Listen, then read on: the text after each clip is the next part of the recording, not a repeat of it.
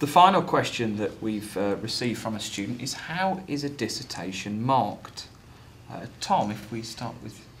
Right, well, I think there's two aspects to that, isn't there? One is sort of what are we looking for in a dissertation as markers, and I think one thing is that we're looking for something coherent. We're looking for something that makes sense as a whole. It's not too bitty. If there's sort of chapter 1 talks about this, chapter 2 talks about something completely different, that's not the best thing. It sort of echoes what you said earlier, that you want the whole thing to stick together, to proceed logically from one point to the next.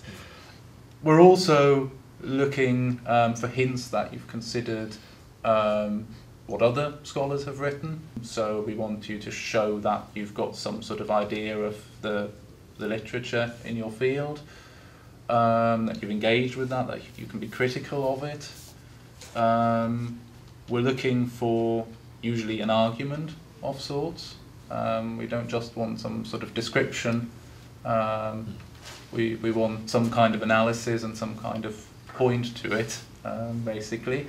In the end, I quite like being convinced of something after reading a dissertation, having the feeling that I've learned something new from reading the dissertations, and quite often that is the case.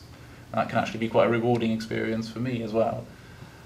Then I think this is the second aspect, this is the more sort of mundane aspect of what physically happens. Well, usually the dissertations go to two different markers, a first marker and a second marker. They both go through them, they both write up comments, and then they discuss what mark to give it. That can of course take a bit of time. Given that the dissertation counts for a lot, we obviously want to get this right, want to take it seriously, so we do take our time. We don't want to rush through marking them. They then also often are externally moderated, so your external examiner for your subject will also have a look at them and see whether the first and the second marker are up to scratch. Okay, Peter, would you like to? Just reiterating some of those things, because it's different in different areas. Certainly as regards the mechanics of marking, this is the most significant body of work you've produced, and the most significant body of work we have to mark. It's important that it's fully first marked and second marked. We actually have a meta-moderation process where we compare right through our subject area. So we might have a room with 150 projects in that we're all going to look at, dip into, so that they're kind of roughly graded. We'll say, well, that's, compared to that and so on. We're looking for consistency right across the cohort.